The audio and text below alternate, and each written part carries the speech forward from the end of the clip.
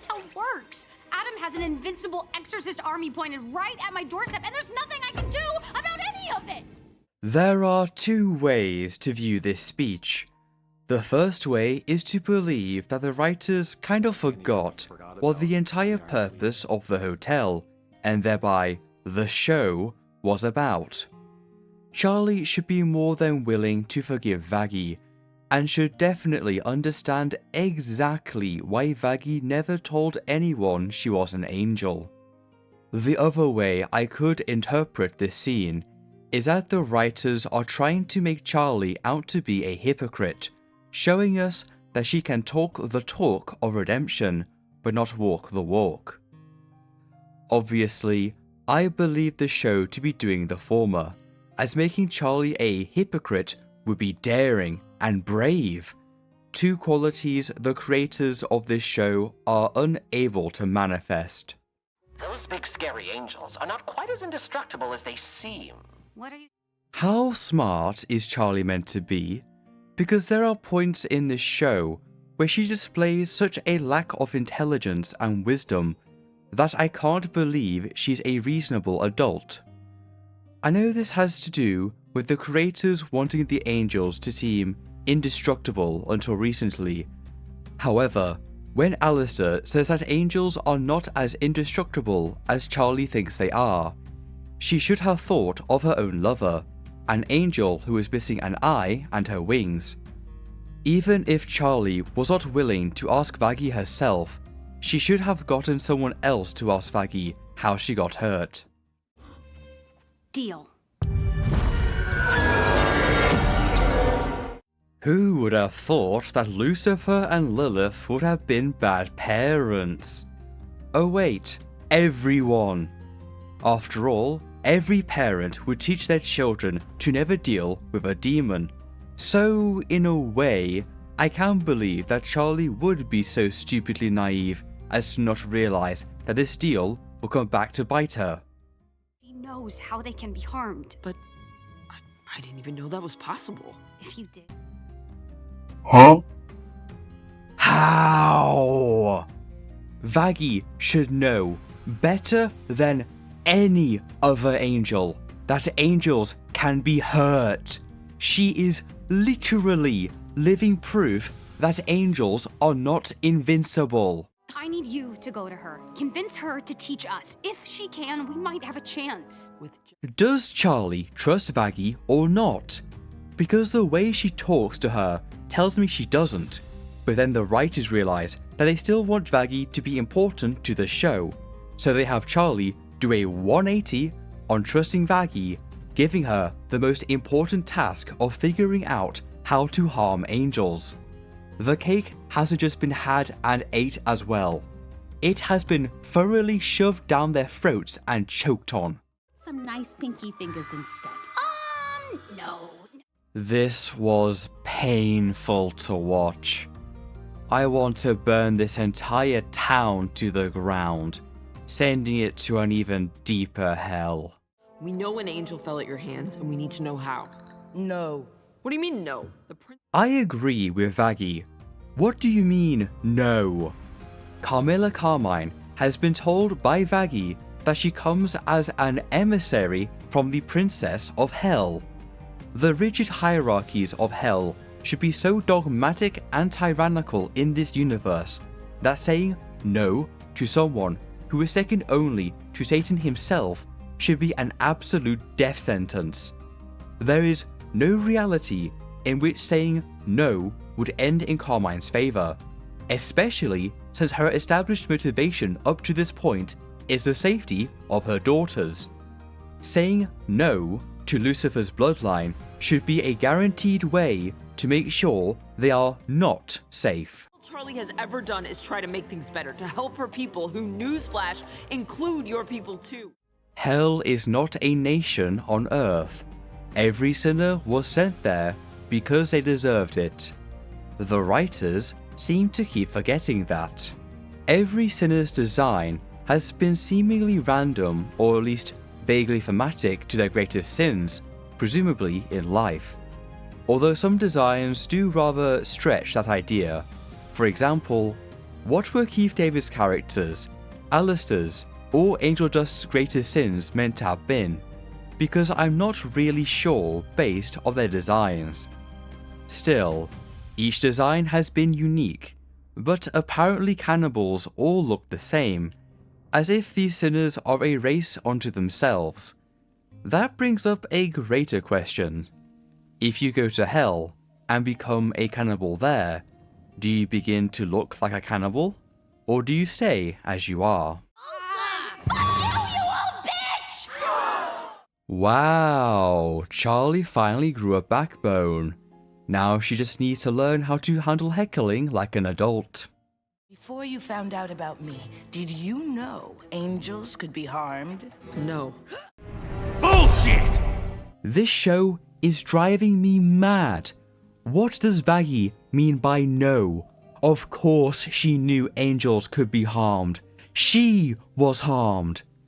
I'm now 100% convinced that they never planned for Vaggie to be an angel.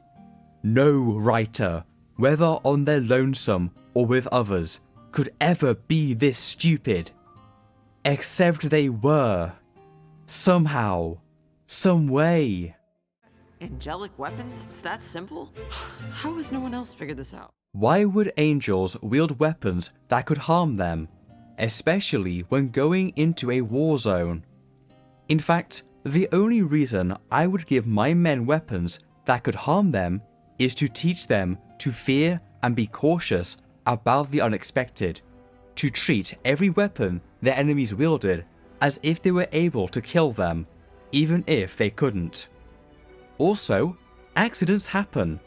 Over the course of human history in this universe alone, there is no way an angel didn't accidentally cut themselves.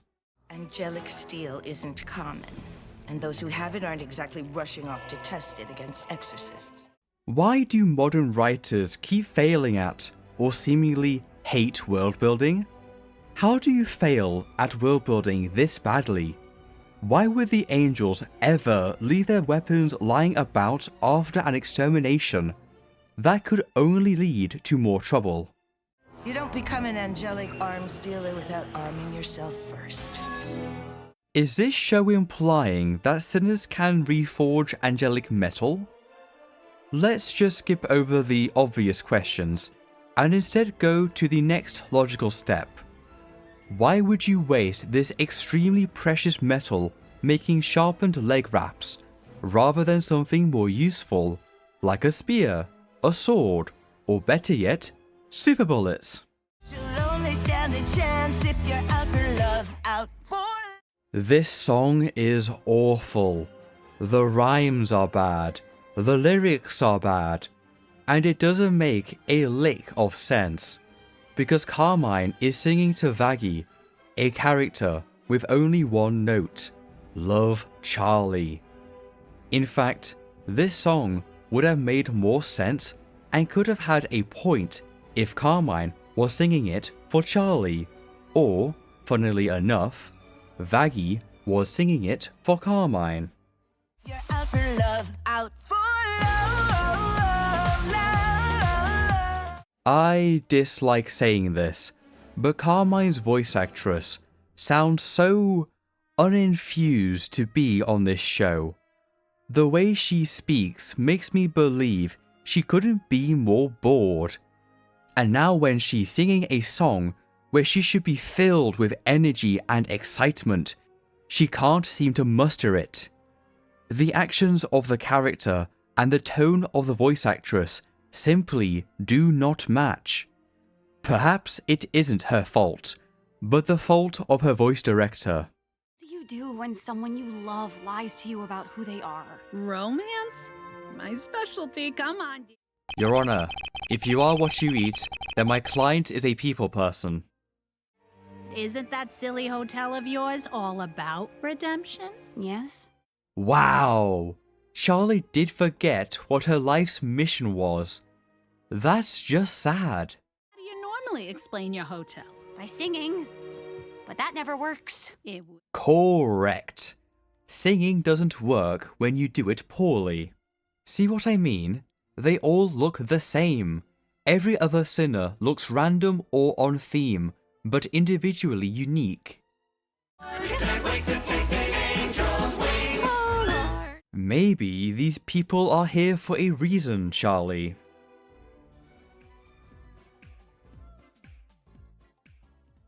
Gonna fight? Oh my god! Oh wow! Vox hasn't appeared since episode 2. I completely forgot he even existed. Why was he even introduced in this season? He's not done anything at all as an antagonist. Redemption really means, I know you all tried. I have seen... I love you all so much. Yes, we get it, you like your OCs. Now please kill at least one of them off. Permanently. You've already done so much. I just realised the two main characters, the leads of this show, are my two least favourite characters out of the main cast. I genuinely don't care for either of them story-wise. Wait, did those angels just die from ramming themselves headfirst into Alice's protective bubble? Really? What a way to utterly undermine your invincible enemy. I guess this means you don't need angelic steel either. Wait, did Cherry Bomb's bomb just kill an angel? I really hope there's angelic shrapnel in there. Then again, good visual storytellers would have shown us that there was. Remember, if we aren't shown something, it doesn't exist. That's how they can kill us? With our own weapons? Fucking weak, dude! I completely and utterly agree with Adam. Never mind ingenuity, guile, or even basic pack tactics. This show has decided to use the engineer's philosophy of warfare. Use a gun. And if that don't work, use more gun. Except in the most boring way possible. And because of that, I don't even know if I can call this show simply mediocre anymore. Because at least mediocre shows have the decency to wallow in their mediocrity. But Hazbin Hotel has decided to point out their own bad writing, but do nothing to fix it. This is like a junkie who says that they know that drugs are the problem, but decides to do drugs anyway.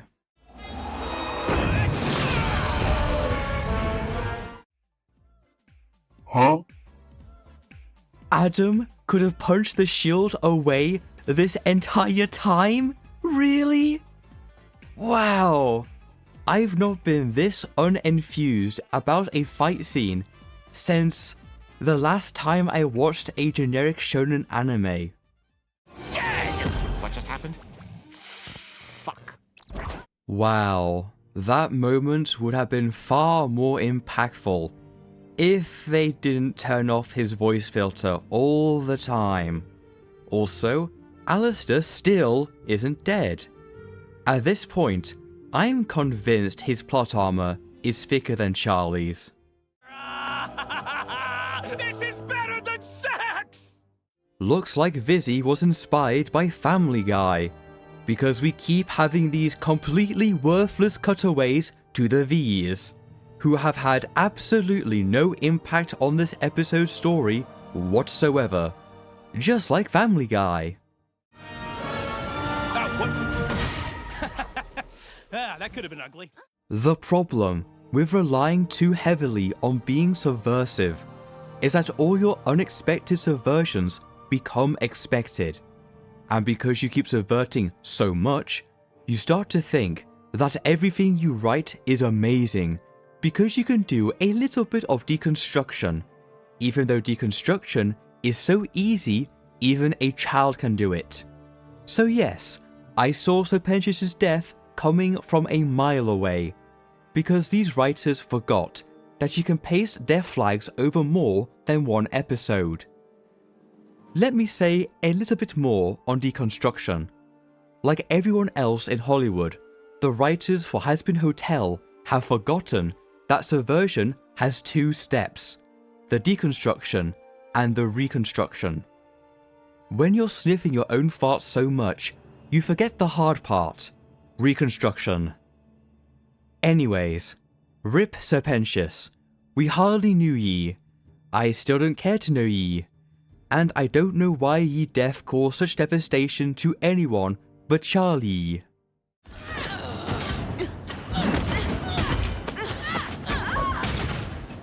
Finally, a fight scene that has a fast pace and clear choreography. That's so rare in any modern action show that I'm going to congratulate the creators on this one, even if it was a short fight scene.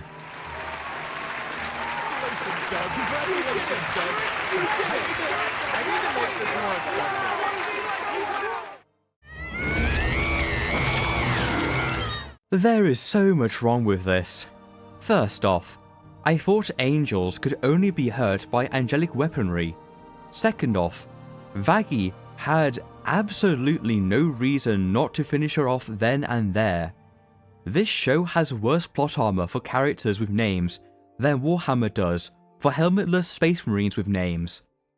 With my daughter, and now I am going to fuck you! Fun fact, according to this show's own inspirations, that threat is literal. Also no, Adam would body Satan, because if George can slay a dragon, then Adam definitely could as well. Well, your first wife didn't seem to hate what I had to offer. For the second. Wow. I don't even know where to begin. So I won't.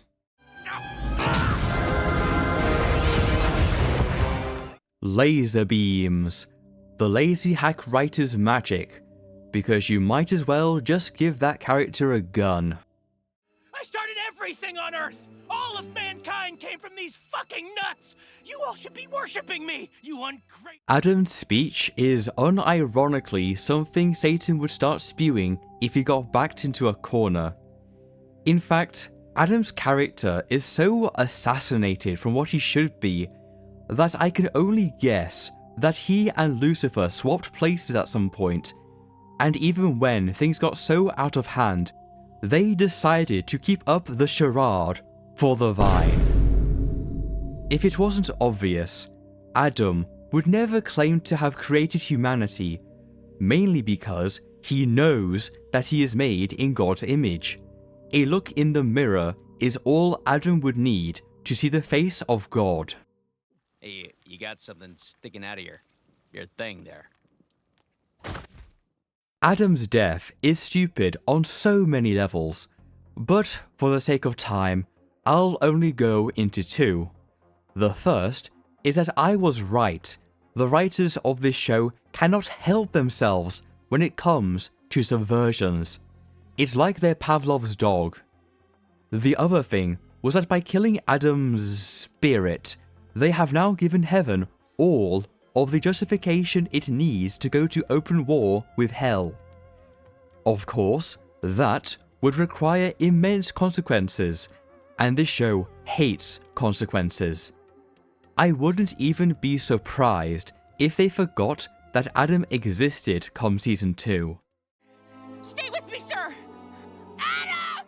At least Adam died looking into the eyes of the one woman who never betrayed him. So, who's up for pancakes? They just couldn't help but destroy Pathos, could they? Extermination Day is cancelled! Charlie— Katie Killjoy is right. Extermination Day is cancelled, because heaven should make every day Extermination Day. Overpopulation in hell wasn't magically solved by killing Adam either. So, if anything, things should be even worse off than they were before. Charlie, the show, it must go on. Please, no. Just let this suffering end. But I kid myself. I know that every show in Hollywood is mandated to have at least 2 seasons. Good thing we're in hell. Check out this little magic. Look! It's the cat from the start of the show and the show's intro. He's a wand and a key, a kawonki. Is that how they want me to react?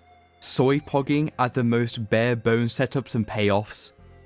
And with the hotel being rebuilt, they're going to pretend like none of this even happened, aren't they? This place reeks of death. Wow, they couldn't wait until the start of the next season to bring Alistair back. The absolute cowards. Wait, why is his voice filter back? Didn't his microceptor get destroyed? What? Where am I?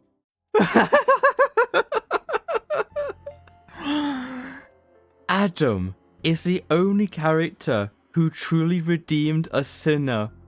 After all, while we have just confirmed that killing a sinner can send them to heaven, the only difference between Serpentius and any other sinner was that he was slain by Adam, and that he unknowingly was going straight into a self-sacrifice.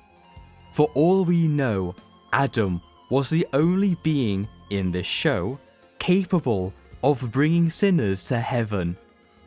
You'd think for how much Emily didn't like exterminations, she would be rallying other angels to try and stop Adam's army, instead of, literally sitting on her arse twiddling her thumbs.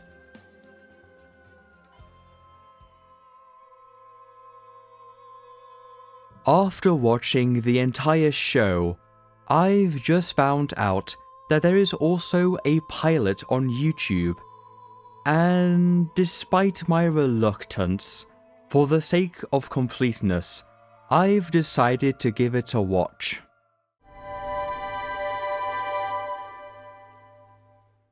This pilot is going to be somewhat good, isn't it? The fact it's able to stay serious for an entire song is almost a whiplash compared to the actual show. I've also noticed how almost every character design looks different from how they appear in the show, and I mostly prefer how they're designed here. The greatest downgrade was definitely Charlie, whose round face and muted colours made her look doll-like, fitting for the child of Lucifer. Yeah, listen. Keep this discreet, you hear me? I can't let it get out I'm offering my services to randos on the street. Angel Dust's voice actor is different. I think I prefer it. Hold on, how is there any overpopulation problem in hell? The sinners are killing each other all the time, probably even more than the angels do on Extermination Day. Oh wait, I forgot. World building wasn't on the creator's agenda. Those other cowardly sinners dare not hinder my territorial takeover! Holy moly! Serpentius' voice actor was the narrator from Battle Block Theatre. What was he called again? Will Stamper. That was his name. How the hell did they get him for Serpentius in the pilot, but not the main show? His voice fits the role so much more. Wait, let me check Angel Dust's voice actor real quick. I was right, he is different as well. Did they keep anybody from the pilot? I will seize control of the entire west side of the pentagram by day's end. Wait, there's a west side of hell? The creators realize that hell isn't a material place of existence, right? It doesn't have a magnetic sphere of influence. You know what?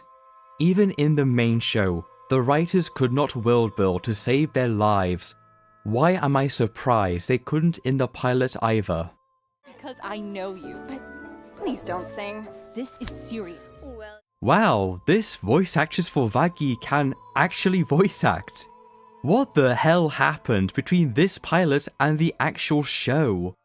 say the highlighted bits are the best parts. It's all. This pilot has a lot of sound effects too, but because the animation is far more exaggerated and cartoony, it feels far more appropriate and less jarring than the sound effects in the actual show. I don't think it's that simple. Just please follow the talking points we went over. Did Vaggie have sharp teeth in the actual show? I don't believe so.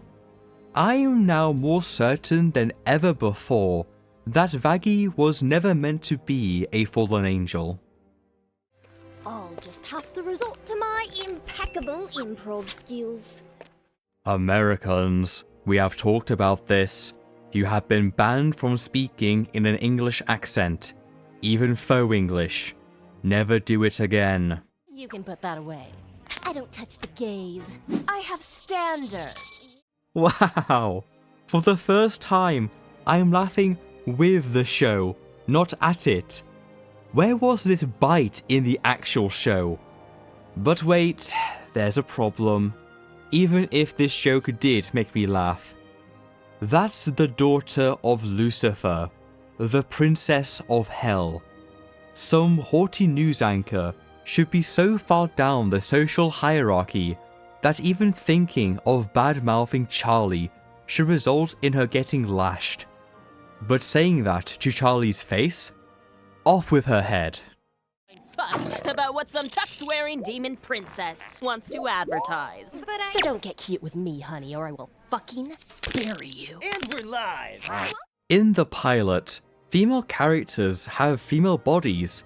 I can't think of any female characters in the actual show that have anything approaching Katie Killjoy's physique. Apart from Angel Dust, but he's a dude, and dudes don't count. How does an Amazon-funded show look cheaper than a pilot posted to YouTube? The sinners in hell look like they belong here.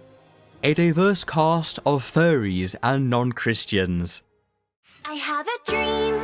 I'm here to tell about a wonderful. How does the pilot understand the need to build up over the course of a song more than the actual show did? Once again, I am proven right with the idea that the more money you throw at something, the worse it gets.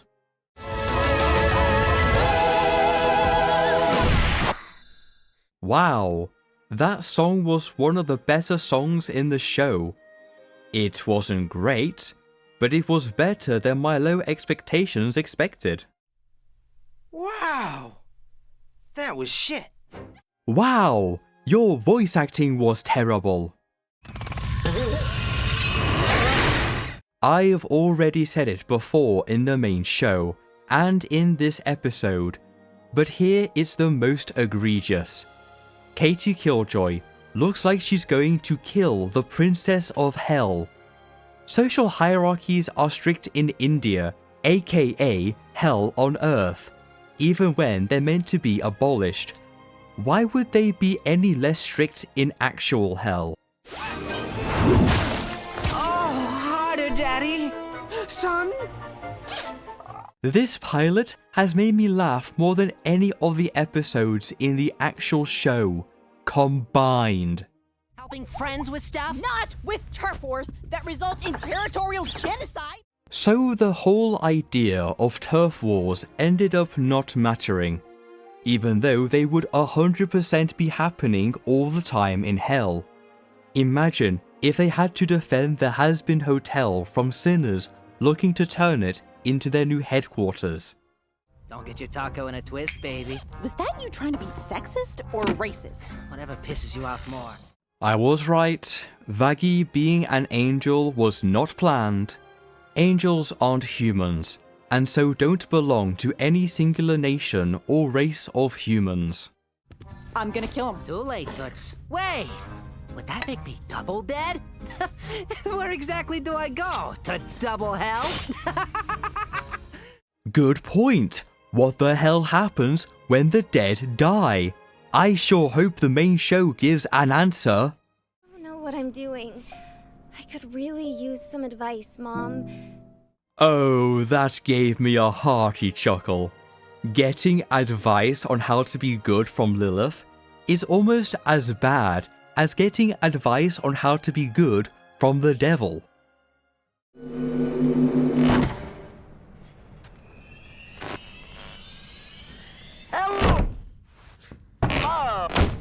Hey, Vaggie? Where was this in the show? This is hilarious. Alistair, pleasure to be meeting you, sweetheart. Quite a pleasure. Excuse my sudden visit, but I saw your... Even in the pilot, Alistair's voice alterations aren't consistent. I guess the audio engineers decided to make the effect consistently inconsistent. That could save such loathsome sinners. The chance given was the life they lived before. The punishment is this. There is no undoing what is done. Radio kill the idiot star. The radio demon. As lazy as that is. Many have... Millennials really can't help themselves, can they? Oh look, I pointed out something and called it a problem. Look how smart I am. If a title fits, it fits. If Tolkien can call a tree man Treebeard, a volcano Mount Doom, and a land of evil Murder, you can call a demon who broadcasts his victim's screams over the radio the Radio Demon. Smile, my dear. You know you're never fully dressed without one. Is that an Annie reference? Is Annie a niche thing now? You know what? I don't want to know. Hell? What the fuck is this? You. What in damnation is this? That's not Keith David. I can't call him Keith David's character if he's not voiced by Keith David. Now, stay tuned. Ah, so that's why the show is called Hazbin Hotel. Honestly, that makes a lot more sense than just calling it the Hazbin Hotel, as the actual show did. That brings up an important question. Is this pilot canon or not to the actual show? Because it being either brings up questions that I don't think the writers are capable of handling. Questions I'm not going to ask because this series is almost over, huzzah! Finally, the pilot's animation has an energy to it that the main show completely lacks. It's a lot more alive, expressive, and having fun with itself. Alright, rapid fire tier lists, let's go! In debut order, we have Happy Day in Hell. The show's first song wasn't amazing, but it wasn't particularly bad either. If the show tried harder to be consistent with its Disney parody, then it would have been a better tone setter. But as I said before, the only thing consistent in this show is its inconsistency. The song itself is our first glimpse of what hell is like, so it does a lot of world building, and it does a bit of character building as well, because it paints Charlie to be deaf and blind, but definitely not dumb. C tier. Hell is forever. If this song didn't have the context of the rest of the show, it would have been B tier. But after watching the whole show, it definitely rises to A tier.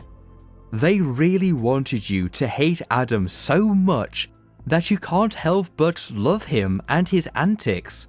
In terms of storytelling, the song does a good job at establishing the main villain for the season, as well as the stakes.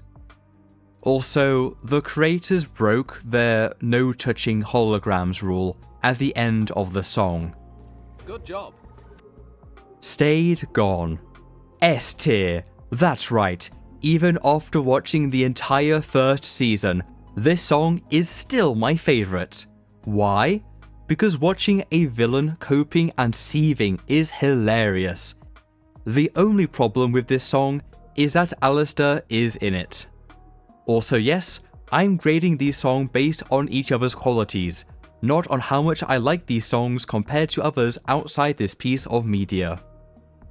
In terms of actual story progression, nothing. I don't think anything from this song is relevant to the rest of this season. Starts with sorry. This song doesn't know what it wants to be. Is it a song about redemption? Then why is it written to sound like a love song? For the story, this song serves as Serpentius' introduction, but not much else apart from that. D tier, only because the memes are funny. Respectless, F tier, never allow someone to rap with a British accent. Okay, fine, but there are other problems as well. Mainly the fact this song actively overshadowed a scene that could have been an interesting high-stakes situation between two opposing characters, and the factions formed between the divisions. Instead, we were gifted a screaming match. The only new thing we learn is that this brand new character has something to do with a dead angel, instead of someone important to the story, like someone at the hotel. The worst part is that the song didn't have to be one. You can have two characters opposing each other in song while still keeping the song focused around the angel's death. The best part is that I know of a song that does this. Not only is it amazing, it's also funny. Best of all, it's from a YouTube parody series, so it had remarkably less budget than Hazbin Hotel ever had. The song in question is Protein Politics from What If the Emperor Had a Text-to-Speech Device? I recommend giving the whole web show a watch, so you have the context for the song, in the same way I watched Hazbin Hotel before reviewing these songs. The other major problem with Reckless is that it doesn't know how to properly transition between genres of music. You can write an abrupt change without it sounding abrupt. I know that's a bizarre thing to claim, but think about songs like Bohemian Rhapsody by Queen, which go from a tearjerker to a rock song, then back to a tearjerker. If it's in music, it can be done. You just need to make sure it's done well. Whatever it takes. Do I think this song is funny? Yes. Do I think the lyrics are stupid? Yes. Do I think Vaggy's voice actress or singer should have sung that part in a lower registry? Yes. Do I like this song despite these flaws? Yeah.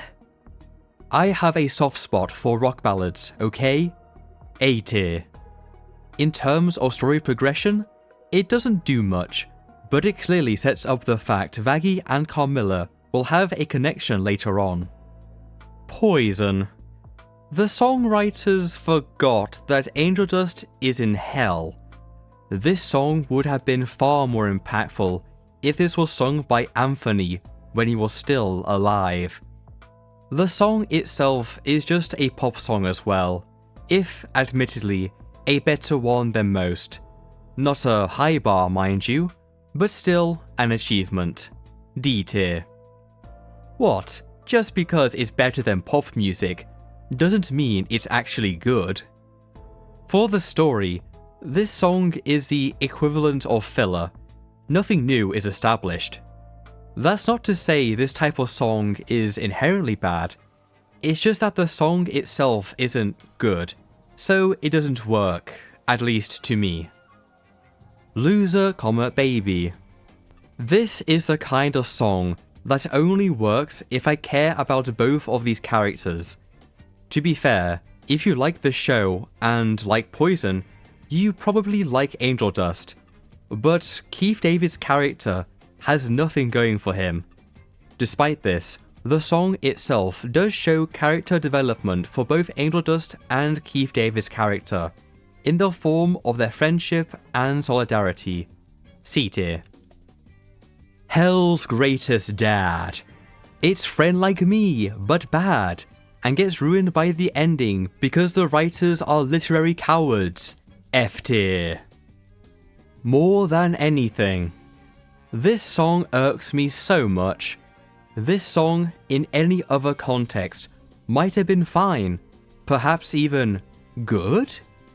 But this show could not have made the context any worse. The show has been shoving down our throats how Charlie has daddy issues, and in this episode, we, the audience, finally meet him. Yet as soon as we meet it, not even a few scenes with Lucifer later, and all of that build-up of daddy issues is just swept under the rug. Then there's the fact this is Lucifer. Need I say more? F tier. Welcome to heaven. Why did they make St. Peter's voice actor moan when singing? It's very uncomfortable. Despite that, this song isn't bad, but it isn't good either. It's just your standard I Am song, but for heaven. Story-wise, it's very obviously meant to be Happy Day in Hell, but where that happy day was achieved. It's the thing Charlie wants. It may have been an accident or intentional. It's hard to know with this show. But because this show is going with the demonic propaganda of heaven bad, having there be no leitmotifs shared between the two songs may have been subtle foreshadowing. And having just said that, I just realised that this show is as subtle as a wrecking ball through a mirror factory, so it was probably pure coincidence. D tier. Never moan again. You didn't know. Demonic Propaganda, the song. D tier. This song precedes the second act low point, so it has a lot of moving parts going for it as it pushes the story forward. It accomplished the basics. Now build upon them, preferably in a less let's go hell sort of way. Out for Love. A mixed bag, this one. Story-wise, it's utter bollocks because Vaggie's only motivation has been her love for Charlie. It would have been far more interesting if the show went the opposite way. You're too distracted by Charlie, and you let your hate explode from you like a dragon's fire. So I will teach you to master your hatred into a razor-sharp blade. A blade that can zendatsu apart anything that would dare harm the ones you love. Song-wise, I think I dislike the voice actress for Carmilla when she's singing. B tier. Ready for this. This song isn't funny. It's trying really hard to be, but it's really not. It also sounds like Consider Yourself One of Us from Oliver Twist. Story-wise, Charlie recruits the cannibals and also realizes that faking it until you make it is a thing. Imposter syndrome notwithstanding. C tier. I didn't care for it, but I don't hate it either. More Than Anything, reprise. Lo-fi beats to fall asleep to. It's More Than Anything, but without Lucifer, so it's objectively better. Also, Charlie realized she was a hypocrite and decided not to be. Much character development. D tier. Finale. I'm finally done ranking these songs.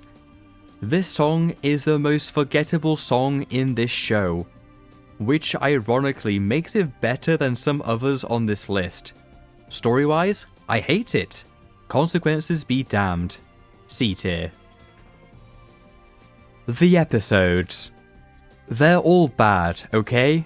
Oh sure, some are better than others, but overall, none of them get above a C tier, with most wallowing in D and F.